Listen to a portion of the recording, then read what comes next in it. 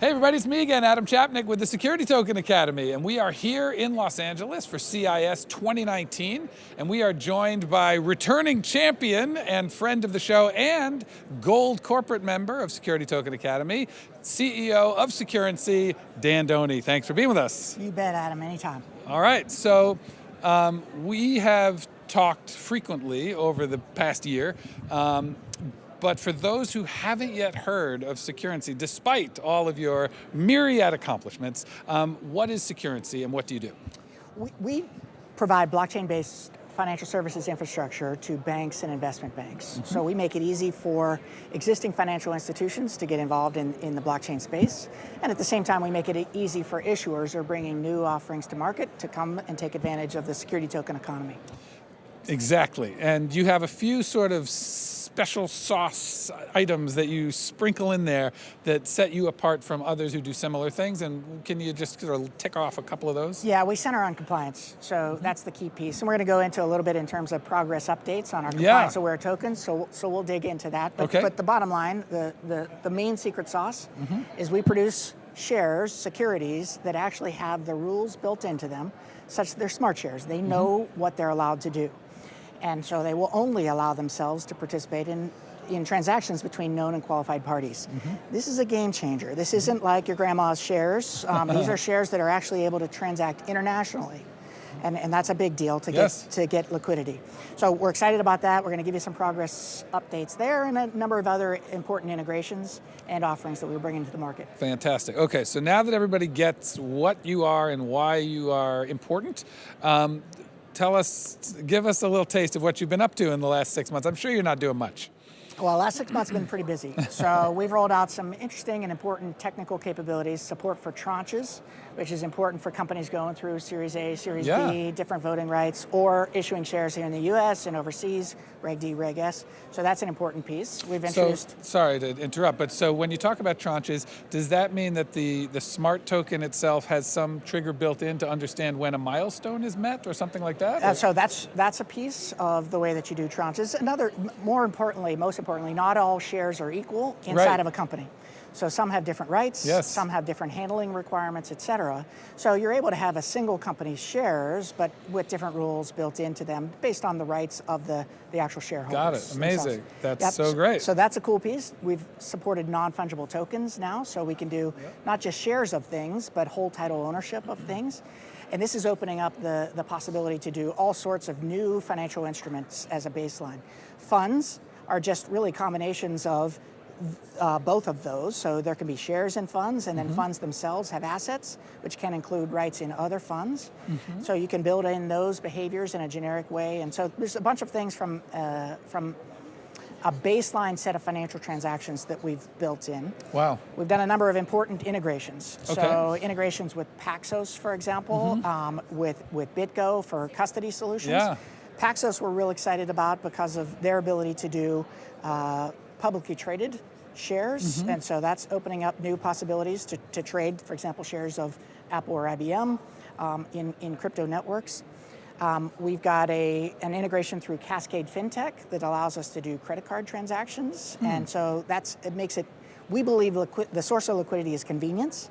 So to the extent that you can make this everyday usable in the kinds of payment channels, so that folks don't even need to know that they're working in the crypto space. Is where the widespread adoption really comes from.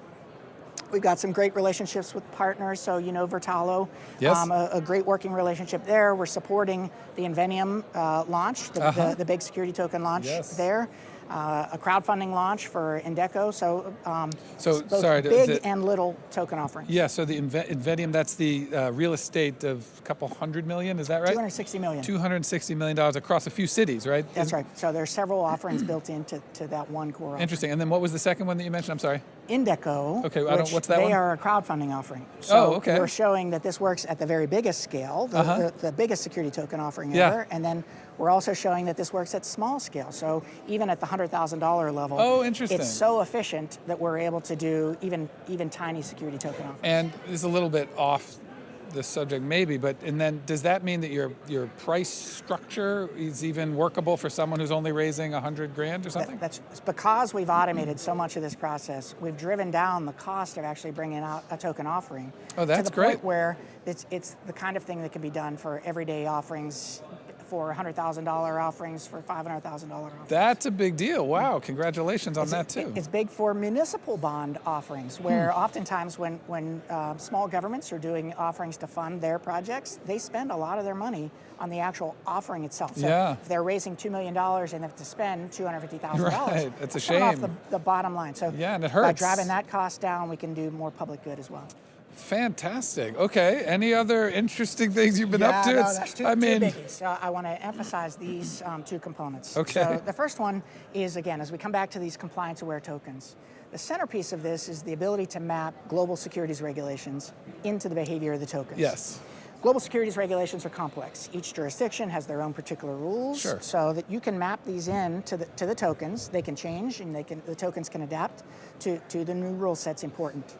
We're working with the regulators from two governments to actually show that we can issue private securities with the jurisdictional rules of each of those governments and trade them between the citizens of those two countries. This is showing cross-border trading, decentralized cross-border trading of restricted securities. Wow.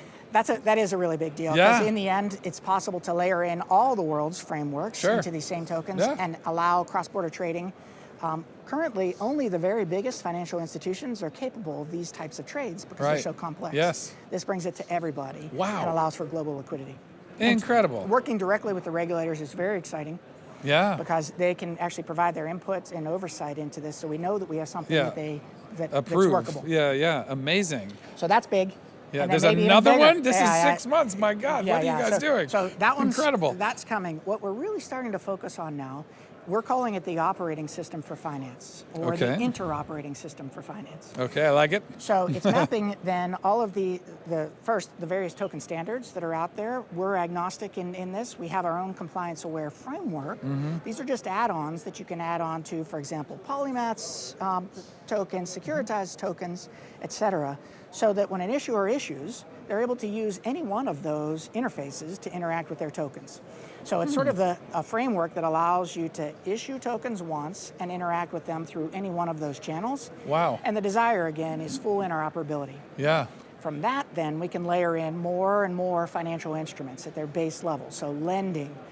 We have a lending platform now doing full securitized lending, again, on the same basic framework, becomes very possible. Yeah. So we call it the operating system of finance because in the same way that an operating system takes and abstracts away the principles of how you do storage, how you interact with the monitor, et cetera, freeing up the software to interact with all of the other pieces. This is designed to do the same basic thing for finance.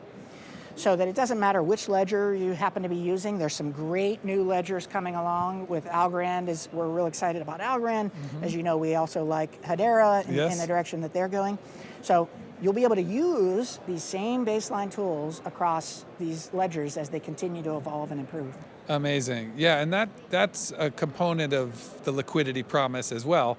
I think, wow, okay, so anything else before we... a couple more things? You bring your good questions. Wow, no, that's amazing. So given that you are sort of up-leveling the whole sort of menu of what's possible for issuers and investors, how far ahead of everybody are you? I mean, there's two possibilities, right? You're developing and seeing around the bend and nobody sees it yet, or are you bringing it all down to where everybody can use it? Which do you think? Well, so that is another important addition. We have open sourced the compliance-aware framework. Oh, wow. So the intention on this is really to allow anyone to take advantage of these advanced technologies in the space. Interesting. And our strategy along those lines is sort of the same as Red Hat did with Linux. They took that operating system and they made it work for the enterprise. We do that with our interoperability layer against this open source framework. So we think we're far ahead of the market. Yes. Maybe too much to some degree. Well, that's the question, right? As oftentimes folks are sort of overwhelmed with the possibilities. Right. But we're really laying the framework for the future of finance. I think you hit on something really fundamental, which a lot of times gets lost in the weeds, especially when people are so busy inventing and creating.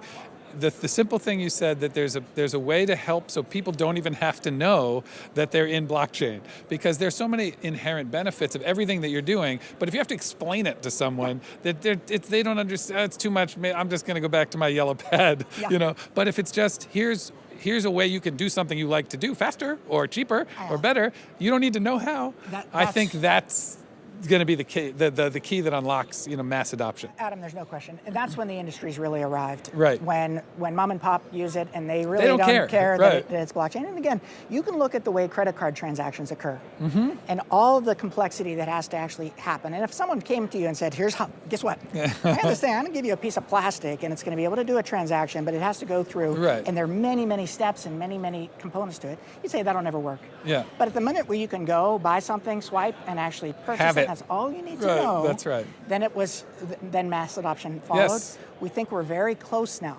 So all of the technical components that we're doing are really to make this accessible, easy, global, practical at any level.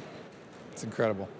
Well, as usual, every time I talk to you, my head is exploded all over the ceiling. It's very exciting. I hope you know that you guys are doing incredible visionary work, and I love hearing what you're up to every time we talk. I can't wait for the next one, and thank you for sharing with us all of what you guys have accomplished. Adam, my pleasure. So to the fellow security token practitioners, let's come together in this interoperability framework. Not ours, we're open sourcing it so that we can all have a baseline and build the financial services industry of the future.